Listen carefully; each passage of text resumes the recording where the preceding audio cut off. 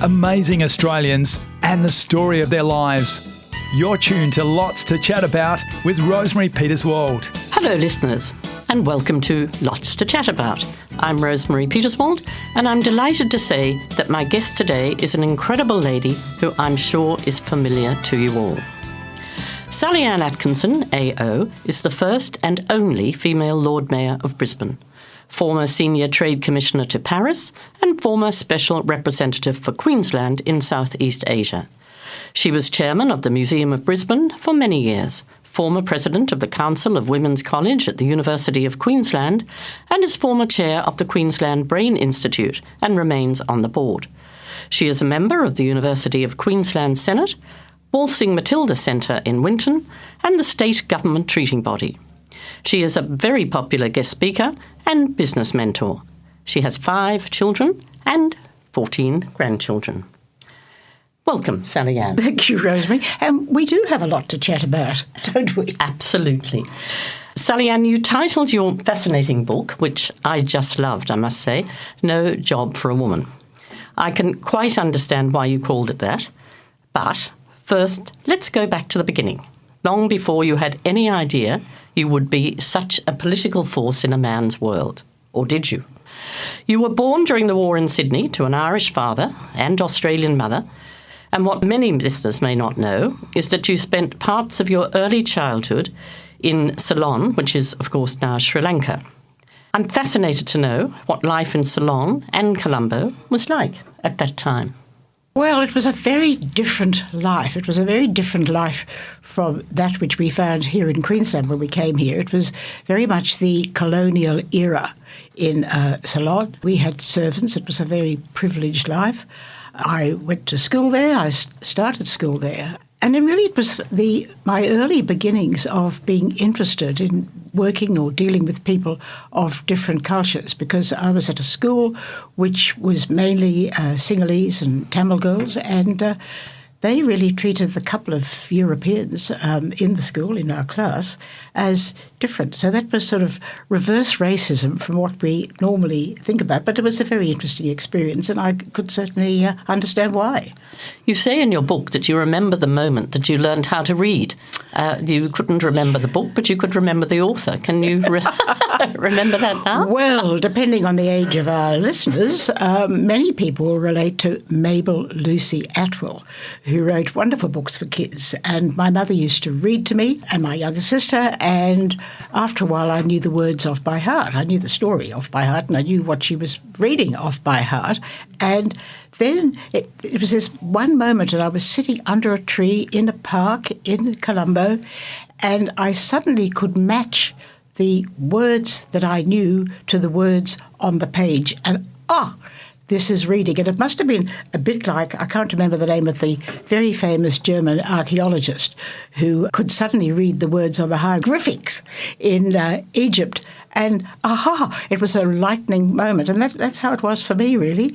Wow, this is what reading actually is. Something that jumped out at me in the book, because I certainly can't remember when I first learned how to read.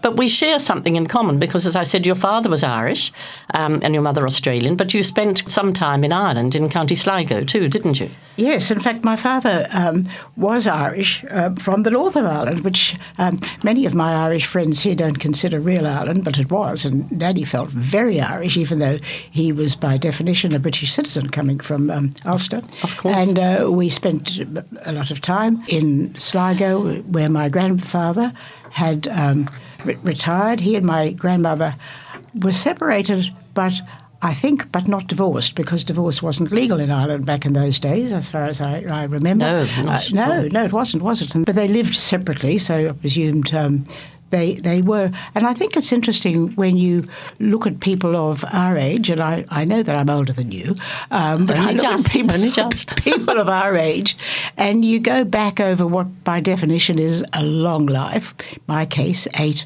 decades, and all the things that have happened, and which of those things influence the person that you are today? Which are the most important things? Because I can remember a lot about Sligo and Strand Hill, which was the little seaside village where we spent our time there, being close to my grandfather, but so many other things that have happened. We do share quite a few sort of things going back to our childhood, because your mother went over to Ceylon when she was very young, only 17 or 18 originally, didn't she? And met your father then, came back to Australia. He came, as I said, from Belfast, from Northern Ireland, Yeah. which was famous in those days for making machinery. In fact, the Titanic had been built in Belfast. And Dad, who had spent part of his childhood in Colombo in Sri Lanka, because Right. his father was a photographer. So Dad had come out to Colombo as a young man, as an accountant with this tea machinery company.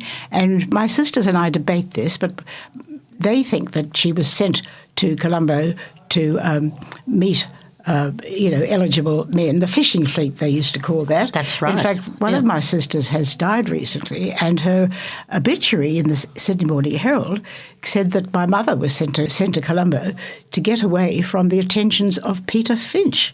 Oh. The actor. Now, I don't remember Mum ever telling me about Peter Finch's attentions, but she certainly, she was of that era, in the late 30s in Sydney. It was all very glamorous. But anyhow, so she went off to Colombo. She met my father, who was a divorcee, 18 years older than her, although he always said he did not know she was only 17. But one of the fascinating things to me is that she met him at 17, presumably, and fell in love. She came back to Australia. They corresponded. And then she married him when she was 19. Now, I wished I'd asked her at the time, and I'm always saying to young people, ask all the questions you want to ask, because there's a lot of difference between a girl of 17 and a girl of 19. And she saw him after 2 years of only writing letters. Anyhow, presumably it was okay because she married him, and I'm very pleased she did, because I was created as a result of their getting. I wouldn't be here if they hadn't married. And, Of course not. But she was a beautiful looking woman, and one of the lovely photos in your book is of her sitting having afternoon tea in the gardens at Colombo, I think it is. Yes, no, look, it was a different era, wasn't it? It was indeed a different The fishing era. fleet, certainly my mother was part of that going to India, but it was a different time and whatever. But you left Ceylon, you eventually settled on the Gold Coast at Southport, which was a different Southport to what it is now, and you went to school there. Yes. No, very, very different. No thoughts of the Gold Coast.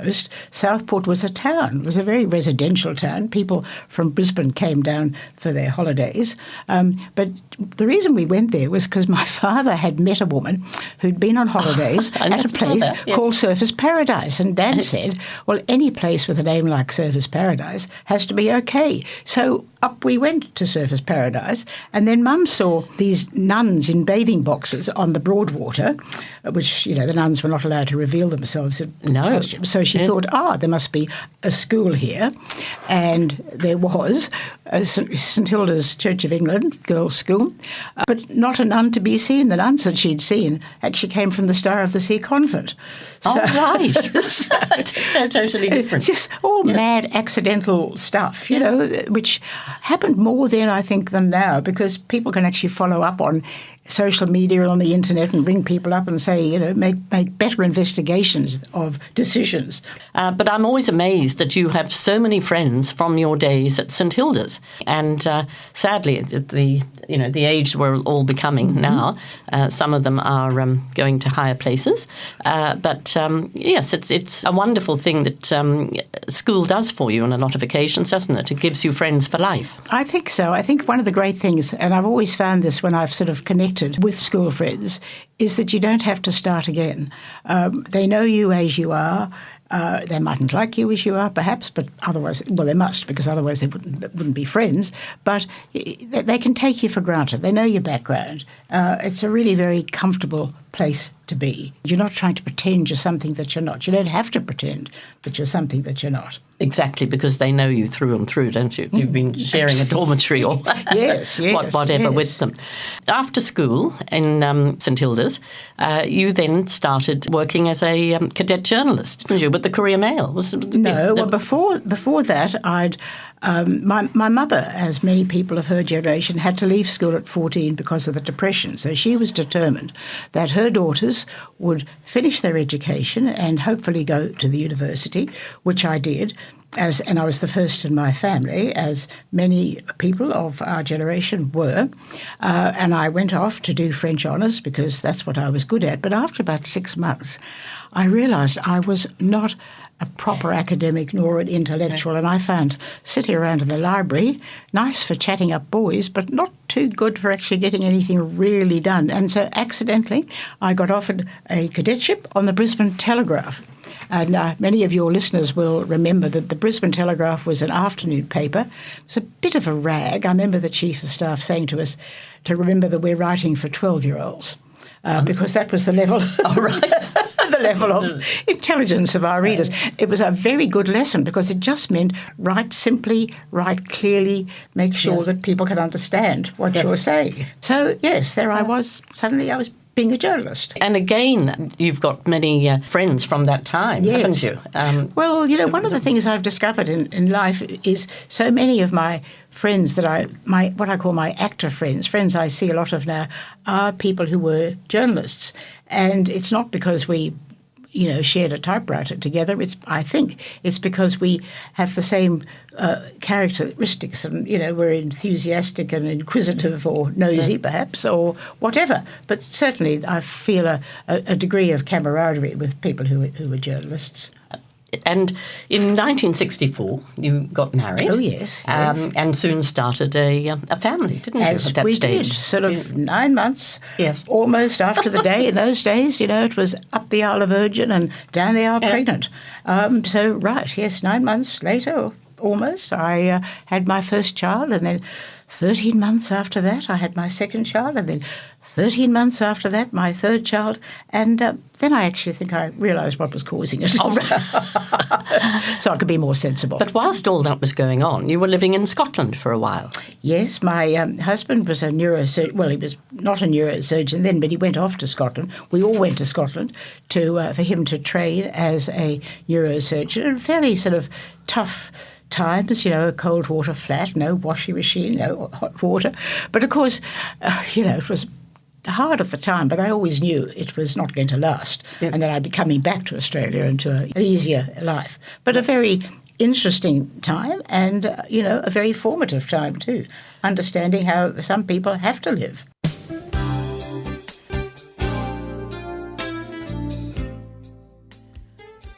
You're listening to Lots to Chat About. I'm Rosemary Peterswald, and my guest today is Sallyanne Atkinson. And it was in a laundromat, you said, that you suddenly got the hit by a light that perhaps you might like to go into politics. I was in the laundromat, standing at the machine next to some woman, and we just got chatting. And she said, "Are you interested in politics?" And I went, "Oh, yeah, of course, you had to be." And then she said, because her husband was a member of the Conservative Party, and they had these afternoons of mothers' groups where we had a guest speaker and babysitters. Babysitters, wow. So off I went to these Conservative young mothers groups, handed my little children off to some well-meaning Scottish lady who looked after them for the afternoon, and that's how I got hooked. And this friend of mine, her husband was running for something, so I helped with the campaign, and I loved it.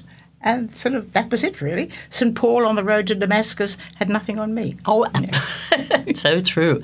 But you worked with Jim Killen for quite a while, didn't you? Yes, and that was another sort of bit of an accident. Gough Whitlam was Prime Minister, and he'd recently introduced giving federal members research assistance, and said, would I like to come and work for him?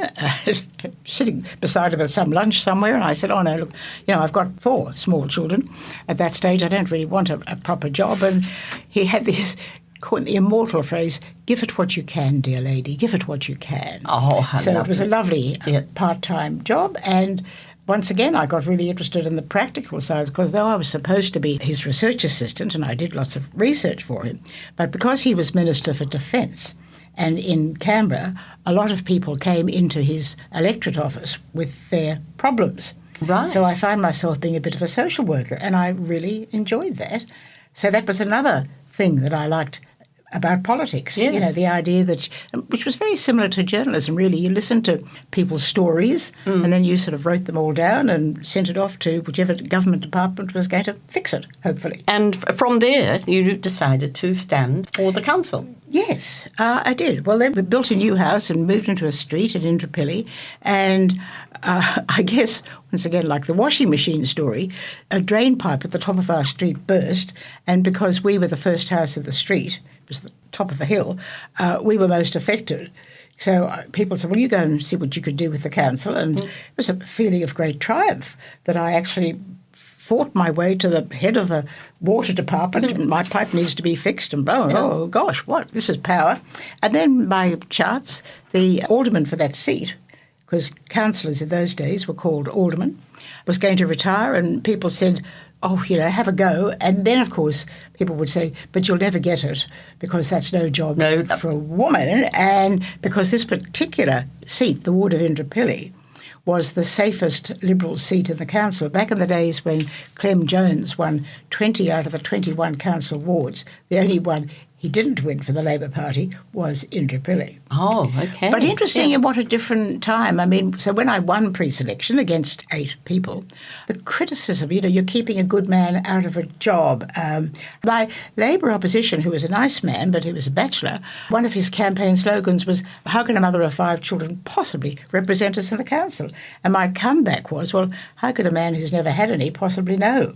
But, I mean, you wouldn't get away today with carrying on about a woman having too many children. But how did you juggle it?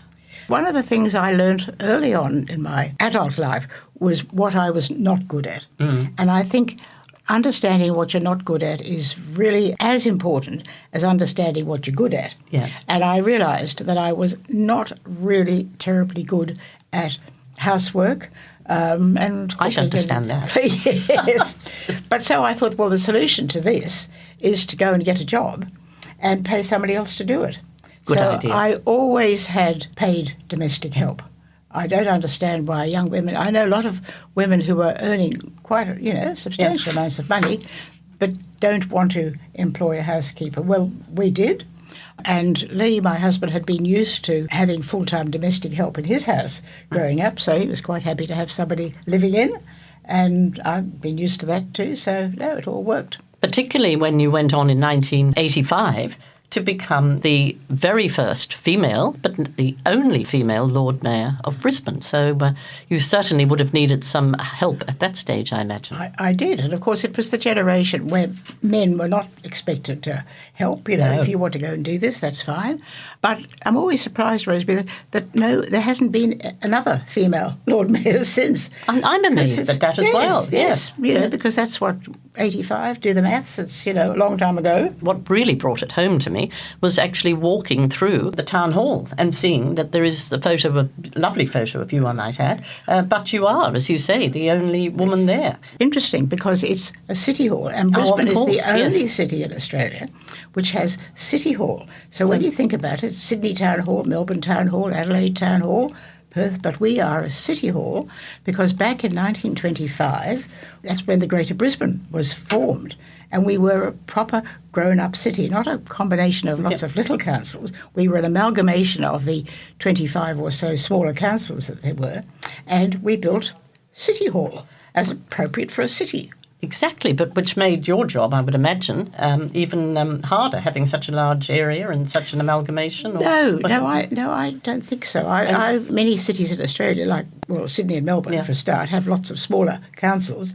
Fewer smaller councils than they used to have. They've done amalgamation to a degree, but not as we did. And when you think about it, back in those days in the early 20s, when all those little councils, like there's the Windsor Council, the Hamilton Council, and those town halls are still there, they all gave up their seats. They gave up their councils and came together and work together for the greater good, which seems a bit extraordinary nowadays. Yes. But no, I'm very much in favour of that whole Greater Brisbane thing because it really means that you get the economy of scale, and you get a uniformity through the administration and not people competing with each other in the way that would happen with smaller councils. This year is the 35th anniversary of World Expo in 1988. Oh, my Lord. So I mean, how yes. time flies. But Good heavens. that, Sallyanne, was something amazing that you did, really. Well, I didn't do it. I was part of it. Well, part of it, yes. But it was amazing, and it was amazing at several levels. It was amazing because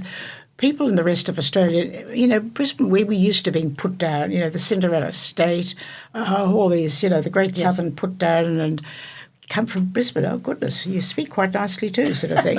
But so people didn't think we could do it. We had done the Commonwealth Games in 1982, but Expo in 88. So people from all over Australia go, oh, goodness heavens, isn't this amazing? People from all over the world, because, of course, it was very international. We had all these different countries, and people in Brisbane felt pride. It was the first time we'd been able to eat outdoors, because before that the state government health rules said, no, you couldn't possibly eat outdoors. You'd be carried away by dust and flies, and I don't know what happened to the flies and the dust.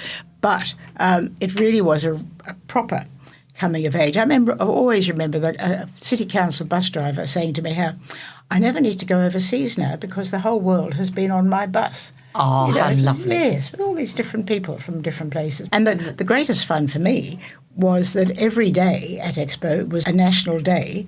So we had the King and Queen of Spain came to the Spanish National Day. Margaret Thatcher and her husband came to the British National Day. Yeah. All these incredible people.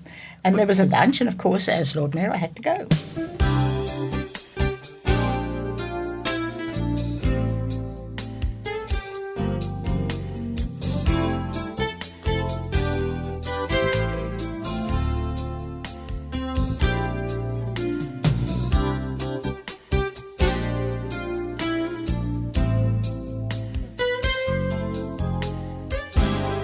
Which brings me to my next question, because as Lord Mayor, but in your subsequent life as well, you've met so many fascinating people and have been on TV recently, of course, with the sad death of Prince Philip, and then after that, even sadder, the Queen. But there's a lovely photo in your book of you and Nelson Mandela. And I think you say in the book there that he asked to hold on to your hand because he was a little bit unsteady on his feet. Well, not actually my hand. He said, "Can I put my arm around you so I don't look as if I'm leaning on you, and I don't want to look as though I'm unsteady?" This was at the Athletes' Village at the Sydney Olympics, where I was the deputy mayor of the village, and he came to visit, as she said, all these interesting people. And yes, so he didn't want to. We walked through the village, but with him, with his arm around me, leaning on me, but not looking as if he was leaning on me. And it was the most incredible example of charisma. It wasn't just that young people knew what he had done or who he was. It was just that he exuded whatever charisma is. I don't even pretend to understand what it is. I've only experienced it in two other people, which may surprise you, Bob Hawke and Joe Bjelke-Petersen. Oh, right, now, when Joe walked into a room, you just sort of knew he was there. Right. And it was the same with Bob Hawke. He had people wanting to touch him, and, it was extraordinary. And it really came home to me when you had a certain birthday party recently, and there were politicians from all sides, that you have an incredible way of being able to get on and have something in common with politicians of all sides, whether it was Gough Whitlam or Anastasia at the moment, who gave a beautiful speech sort of at your birthday, which I think is wonderful. I just like people, and I find them interesting, and I find people who've achieved interesting. So not just because they're famous, but because they've got where they've got. And one of the things that I found recently, with all the discussion about The Voice and things, is the people are not treating people as people. No. It was so ideological. And I'm involved in an ongoing sort of way with the Queensland Treaty. Yes. Which is different from The Voice, but it's about First Nations people. I'm never even quite sure what First Nations, Indigenous, so many different terminologies, being able to enter into treaties with the people of Queensland through the government. And I'm interested in that because they're people. We're all people. Exactly. With the same sort of wants and needs, perhaps in slightly different ways. And I said to you the other day, you're a great connector.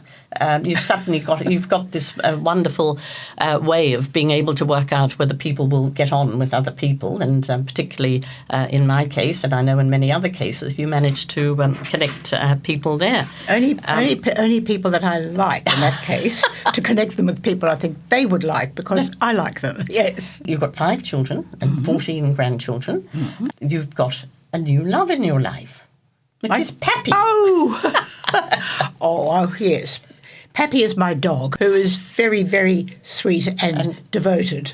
Pappy, because that's short for papillon, which is French for butterfly.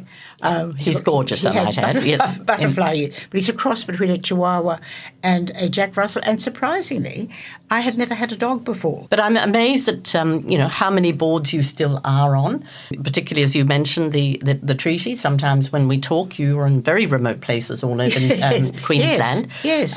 You never stop, really, do you? Well, ever? Yeah, I don't know. It beats the alternative, I think, which is when you really stop. It does. You really stop.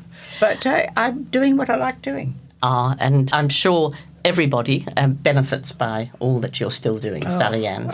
And all you have done. Thank you, Sallyanne. It's been an absolute pleasure to talk to you and to share you with our listeners. And thank you, listeners. Thank you, Rosemary, and thank you, listeners, for listening. Great friends and great chats. That was another Lots to Chat About with Rosemary Peterswald. Stay tuned next week for another amazing chat.